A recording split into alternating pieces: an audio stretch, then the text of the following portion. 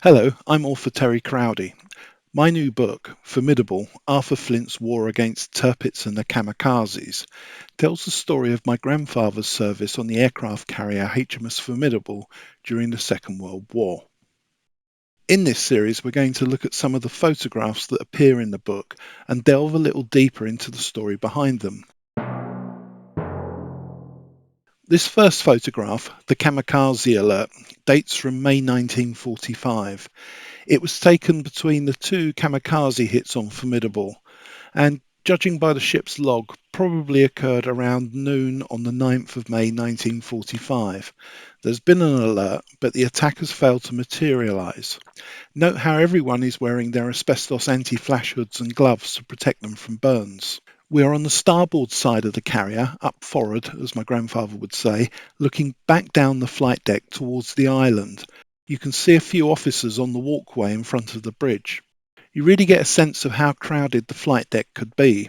My grandfather told me that when action stations sounded, people would use the flight deck as a shortcut to reach their stations. But with the aircraft taxiing and the risk of enemy attack, this was at best perilous. My grandfather said he would always travel to his station in the labyrinth of corridors below deck because it was much safer. So what did he do when under fire? Ordinarily, he was a steward looking after the pilots. His action station was with the group of turrets we can see in this picture.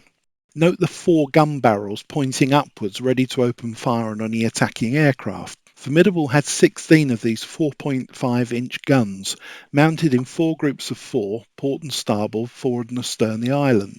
Each group covered a zone protecting one quarter of the ship. When they opened fire, my grandfather said they would turn the sky black like a plum pudding. I imagine my grandfather knew the men poking their heads out of the turret. He might even be one of them. Look behind the turrets at the aircraft parked on an outrigger. Space on the flight deck and hangar was so tight they often had to leave some aircraft parked this way. Note the X on the tail fin. When working with the Americans in the Pacific, all carrier-based aircraft had an identifying letter on the tail fin. Those belonging to Formidable were identified with an X. I've just noticed to the left of this aircraft's tail there appears to be another British carrier.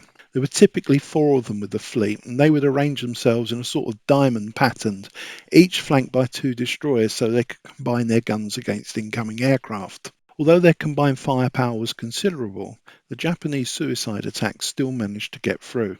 Thank you for listening. You can read about Formidable and Arthur Flint's War in the book, published in the UK by Pen and Sword Maritime, available now at all major stockists.